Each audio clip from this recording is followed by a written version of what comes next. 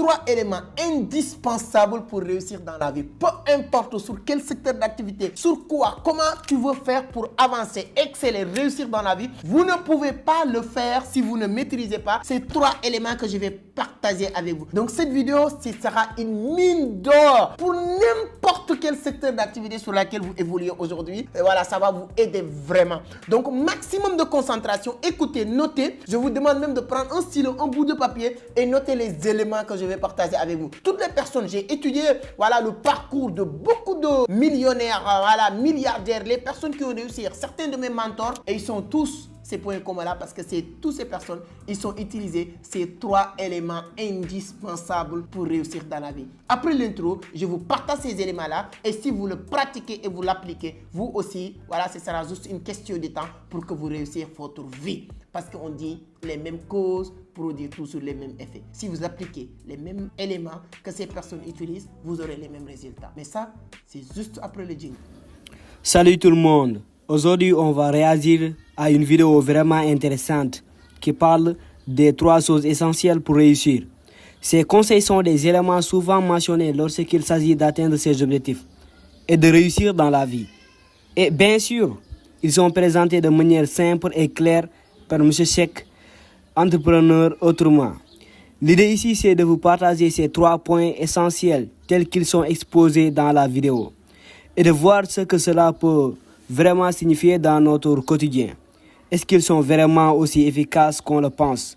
À vous de juger. Alors, restez avec moi pour découvrir ces 3 conseils et voyons ensemble comment ils peuvent nous inspirer à atteindre nos propres objectifs. C'est parti, go! Donc les 3 éléments qu'il vous faut, qui est indispensable pour réussir, peu importe, premier élément c'est le réseau. Qui connaît qui peut te mettre en rapport avec qui va changer ta vie. Comme disait coach Simon Oudragon, séminaire en séminaire, formation en formation, contact en contact, réseau en réseau. Tu deviens millionnaire avant 30 ans. Pourquoi je me casse la tête pour faire des vidéos tous les jours? Mon cher ami, c'est pas facile de faire des vidéos tous les jours, mon cher ami. C'est un bon investissement. En matériel, lumière, aujourd'hui, on a investi beaucoup sur faire des vidéos. Et ce n'est pas tout. J'apprends matin, midi, soir, tu sais. Ce livre, je l'ai déjà lu, je suis en train de le relire. Qu'est-ce qui me pousse à faire tout ça? C'est pour partager des contenus. Mais quel est le but final pour avoir un bon réseau? Oui, les 60 000 personnes de YouTube là, c'est de l'or pour moi. Je profite encore pour vous remercier, pour vous dire merci infiniment. Mais ce n'est pas que ça. J'organise des after-work pour créer un réseau. Je pars dans les séminaires pour créer un réseau. J'ai plus de 10 000 contacts sur mon téléphone, moi. 10 000 contacts. Tous mes statuts font minimum 2000, 2500 vues. C'est le minimum, mes statuts. Il n'y a pas quelque chose de plus puissant que d'avoir un bon réseau pour réussir. Vous ne pouvez pas, j'aime bien le dire, mon cher ami. Pour réussir, vous devez utiliser le réseau des gens et des autres. Et pour le réseau, je vais revenir sur ce que je voulais dire. Il y a 3 manières d'avoir un bon réseau. Premier réseau, c'est le réseau que tu vas créer. Créez votre page YouTube, tu crées votre propre réseau. Créez une association et dites les gens de venir intégrer l'association, tu crées un bon réseau. Pourquoi tous les milliardaires ils sont de fondation? Créez votre compte YouTube ou TikTok, créez un réseau, vous avez créé votre réseau. Créez une association, comme je l'ai dit, comme une ONG, etc. Tout ça, c'est créer un réseau. Deuxième chose, tu peux intégrer un réseau. Une association déjà créée, tu intègres cette association pour faire partie, pour utiliser ce réseau comme ta propre réseau. Tu peux aussi aller même intégrer des réseaux déjà créés comme Facebook, ainsi de suite. Tout ça, c'est d'intégrer un réseau. Mais si tu prends le cas de Facebook, YouTube, tu intègres un réseau en créant ta propre réseau dans ce réseau-là. Troisième manière, tu peux acheter un réseau. Ce que Elon Musk a fait. Il a l'argent et il comprend l'utilité des réseaux. Il a acheté Twitter. Donc, pour vous dire l'importance d'avoir un bon réseau, si Elon Musk est prêt à mettre plus de 40 milliards de dollars pour acheter Twitter, ce n'est pas Twitter qui l'intéresse, c'est le réseau du Twitter. Acheter Twitter lui permet de mettre 80% des présidents de cette planète dans sa poche. Oui, tous les présidents discutent sur Twitter. Tous les présidents sont sur Twitter. Donc, le fondateur, le propriétaire de Twitter, donc tout ça, toutes ces personnes, ils sont dans son réseau. Donc, acheter Twitter, ce n'est pas d'acheter Twitter, mais c'est d'acheter un réseau. Pour vous dire l'importance d'avoir un bon réseau. Deuxième élément qui est indispensable pour réussir dans la vie, c'est votre environnement. Si vous êtes dans un environnement toxique, mon cher ami, désolé de vous le dire, vous n'allez jamais réussir. Si vous êtes dans un environnement où les gens qui sont dans cet environnement, ils sont maudits, hein, qui vous dit tout le temps, oui, on ne peut pas réussir dans ce pays. Oui, c'est difficile de gagner de l'argent. Oui, ici, on ne peut rien faire. C'est-à-dire que dans un mauvais environnement, c'est fini. Tu ne peux rien faire. C'est pourquoi j'aime bien cette citation qui dit « Je préfère être le plus pauvre parmi les riches que d'être le plus riche parmi les pauvres. » Je répète, je préfère être le plus pauvre parmi les riches que d'être le plus riche parmi les pauvres. Être le plus riche parmi les pauvres, c'est tellement simple. Tellement simple. Si tu es dans un environnement où il n'y a personne qui a voiture, si tu es venu avec voiture un jour, on pense que tu es riche.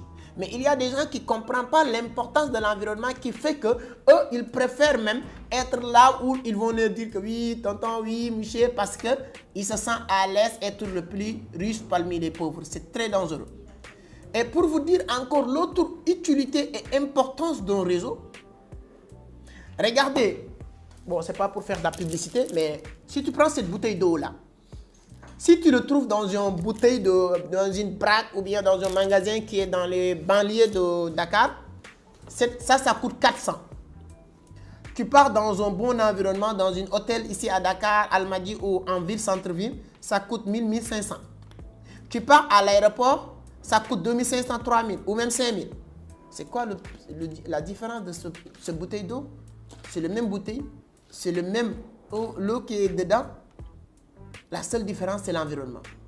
Cet environnement, tu ne peux pas le vendre moins de 400. Mais l'autre environnement, tu peux le vendre à 1000 francs. Tu pars un autre environnement, tu peux le vendre aussi à 3000 ou 5000. Donc, toi, pose-toi la question, est-ce que tu es dans un bon environnement? Si tu es dans un mauvais environnement, c'est fini pour toi, tu ne peux rien faire. Ta valeur, tu n'as pas de valeur, tu n'as pas de prix, tu ne peux rien faire. Nous sommes la moyenne des 5 personnes avec qui nous passons le plus de temps. Dis-moi sur les commentaires, tu passes le plus de temps avec qui? Des fumeurs, des vagabonds, des idiots, des gens qui n'aiment pas apprendre? Ou tu passes plus de temps avec des millionnaires, des gens qui apprennent, des gens qui veulent réussir? Quand tu vois les gens qui fréquentent les soulards même, leur comportement, c'est la même chose. Si toi, tu dis que oui, je fréquente des fumeurs de Sèvres indiens, mais je ne fume pas. Ouais, parce qu'ils ne pourront pas m'impacter, moi je ne fume pas. Il y a des gens qui fréquentent comme ça. Moi, je ne suis pas là. Voilà, je peux fréquenter des gens qui fument, mais je ne vais pas fumer, je ne vais jamais m'impacter. Ok. Ils sont en train de fumer dans le quartier. Ils sont en train d'emmerder certaines personnes. Ou bien il y a un policier dans le quartier qui en a marre de ça. Il part à la police pour dire, il y a certains jeunes qui sont dans mon quartier, ils passent tout le temps à fumer du drogue et ils sont en train de détruire la vie de nos enfants et on ne veut pas qu'ils impactent nos enfants. Si lui, il est en renseignement ou bien il habite dans le quartier, qu'est-ce qu'on va lui demander? Est-ce que tu connais leur nom? Oui. Lui, il s'appelle Abdou. Lui, il s'appelle Momodou. Lui, il s'appelle Fatou. Lui, il s'appelle Pape. Lui, il s'appelle Amadou. Peut-être c'est toi qui es Amadou qui dit que non, moi, je ne fume pas. Mais votre nom est déjà donné. Parce que tu fréquentes ces personnes. Et la personne qui est partie pour faire cette plainte ou réclamation, lui, il ne sait pas que toi, tu fumes ou pas. Parce que vous passez du temps avec ces personnes-là. Qu'est-ce qui va se passer? Police va faire descente. Tu as encore une malchance d'être là. On va tout vous ramasser. Vous allez justifier, non, moi, je ne fume pas, je ne fais pas. On va te dire, mon frère, va te faire foutre. On va te déposer, on va t'amener là-bas. Et le pire, quand tu arrives, vous pensez que la police... Oh, je donne des secrets comme ça. Peut-être ils vont me pardonner parce que j'ai des amis et la famille aussi à la police. Quand tu viens, on vous demande tous déjà votre nom. Quand vous arrivez, votre première interrogation, on vous demande tous votre nom. Vous donnez tous votre nom, on revient. Mais on va aller comparer ces noms-là et les noms que le gars qui est venu faire cette déclaration avait donné. C'est pourquoi souvent, tu vois, on attrape 5 personnes et on fait une petite interrogation, on libère 1 ou 2. Parce que le gars qui était venu pour faire cette déclaration, il a donné 5 noms qui dit que ce sont ces personnes-là qui font la chose. Quand on fait la comparaison des noms, on voit que toi, ton nom ne figure pas sur la liste. Si tu arrives à bien expliquer que tu ne fais pas partie, on te libère. Mais si tu as la malchance, on regarde sur la liste, on voit votre nom sur la liste. Si tu t'appelles Amadou Seck, on a vu sur la liste de réclamations que ton nom figure.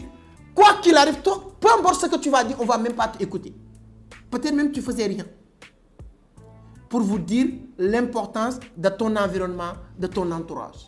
Si vous connaissez d'autres éléments, vous pouvez l'ajouter sur les commentaires. Troisième et dernier élément que je vais partager avec vous aujourd'hui, c'est la connaissance. Ce que tu as correspond avec ce que tu es. C'est équilibré.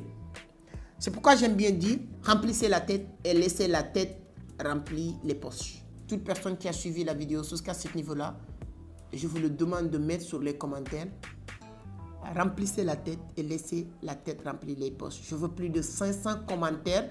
Remplissez la tête et laissez la tête remplir les poches. Si tu prends la Bible, on nous dit mon peuple périt par manque de connaissances. Si tu prends le Coran, on nous dit Dieu avait demandé à Suleiman pour les musulmans, Salomon pour les chrétiens, de choisir entre la connaissance, la richesse et le pouvoir. Avec son intelligence, il a choisi la sagesse, la connaissance, et ensuite il a eu les deux, le pouvoir et la richesse. Mon cher ami, c'est impossible d'avoir la bonne information, c'est-à-dire que la vraie connaissance, et de souffrir dans la vie. C'est pas possible. Je tiens à préciser la vraie connaissance. Une dame très intelligente m'avait dit, on discutait sur le fait que je n'ai pas allé à l'école, des trucs comme ça. Elle m'a dit sec, la vraie école commence après l'école. C'est trop fort. La vraie école commence après l'école. Et toi, regarde-toi, si tu as eu la chance de commencer sur la vraie école, tu es en train de devancer les gens qui sont sur cette école. C'est bien, mais pour t'attraper, il faut qu'ils finissent cette école et entrer sur ce qu'on appelle vraie école. C'est la nature. C'est dans la vie que tu apprends tout ça. Pour le confirmer ou confirmer ce que cette dame m'a dit, il suffit juste de comprendre Amadou Hampâté-Bâ, qui est l'un des plus grands philosophes africains, qui a beaucoup parlé sur la diversité culturelle. J'adore. Il dit ne regrette rien. Il faudra toujours continuer à apprendre et à te perfectionner. Et ce n'est pas à l'école que tu pourras le faire. L'école donne des diplômes, mais c'est dans la vie qu'on se forme. Ça, c'est Amadou Hampâté-Bâ qui l'a dit. Donc, pour confirmer que la vraie école commence après l'école. Si vous avez toutes ces connaissances-là, continuez à apprendre jusqu'à la fin de ta vie. Il n'y a rien qui est plus bête, qui est plus idiot de dire que j'ai fini d'apprendre. J'ai fini mes études. J'ai fini d'apprendre. What is your problem? Tu as quoi dans ta tête? Les millions de livres qui existent dans cette planète, tu as tout lu? Les millions de domaines qui existent, tu as tout appris? Arrêtez d'être idiot. Vous arrêtez de souffrir. Et voilà, on a vu ensemble les 3 choses essentielles pour réussir, présentées dans cette vidéo inspirante. Ces conseils sont simples, mais ils peuvent vraiment faire une différence si on les applique au quotidien. Alors, dis-moi en commentaire, lequel de ces conseils vous semble le plus important? Ou peut-être que vous avez d'autres astuces qui vous ont aidé dans votre parcours. Partagez-les, ça m'intéresse toujours de lire vos retours. Merci. N'oubliez pas de liker la vidéo. Rendez-vous sur une autre vidéo.